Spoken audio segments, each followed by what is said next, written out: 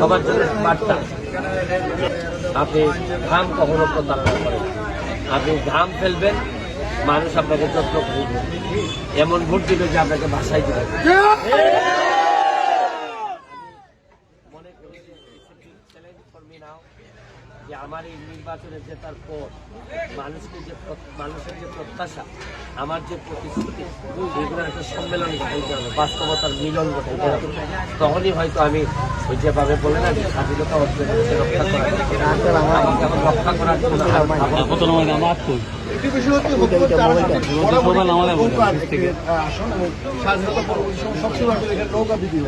আমি প্রথম নৌকার বাইরে গিয়ে গল্প থেকে বিশেষ করে চা বাগান অবশ্যই বুঝিয়ে লাগে এটি আসলে আপনি কিভাবে দেখেন। চা বাগানের সাথে আমার সম্পর্ক বহুদিন পুরা। আমি এইসব জায়গায় বেড়ে উঠতে পারি, আমি তাদের মানসিকতা বুঝতে পারি, তাই এবার আরো বেশি বুঝতে পারছি। তারা বুঝে গেছে যে মার্কার দোয়াই দিয়ে তাদেরকে বিভিন্ন সময় প্রতারণা করা হয়েছে। তারা এখন অনেক বেশি শিক্ষিত, তাদের ছেলেমেয়েরা অনেক বেশি শিক্ষিত, তারা এখন অনেক সচেতন। এই সচেতনতার রেজাল্ট হচ্ছে কি চা বাগান থেকে আমি অনেক এখানে যেহেতু প্রতিমন্ত্রী ছিলেন 10 বছর কাজ করেছেন, আপনার নিশ্চয়ই অনেকগুলো কাজ এখানে রয়েছে, অনেক অসমাপ্ত কাজ রয়েছে বা আপনার পরিকল্পনাগুলো সেগুলো আপনি কীভাবে মানে খুবই দুঃখের সাথে বলতে হয় যে উনি এমন কোনো কাজই রেখে যান নাই যেটা আমার অসমাপ্ত, যেটা সমাপ্ত করা লাগে। আমার একেবারেই নতুন করে সব করা লাগে। কারণ আমি জানি না কতটুকু কি পারবো, যুদ্ধটা আমি চালাই যাতে আমার যে প্রতিশ্রুতিগুলো, যে জায়গাগুলোতে উনি ব্যর্থ হয়েছে, এগুলাতে যেন সফলতা নিয়ে আসতে পারে।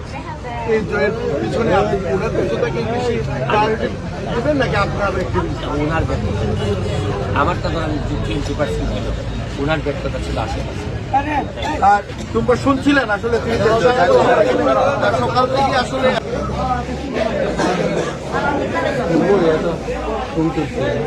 আরে কইব তো ভাই সাথে একটা ছবি তুলাই বাইরে দূরে বসে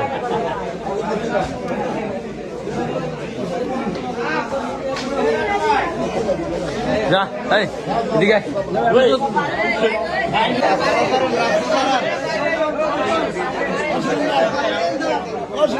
বাইরে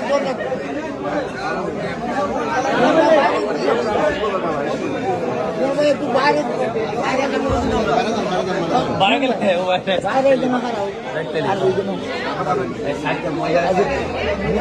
বাইরে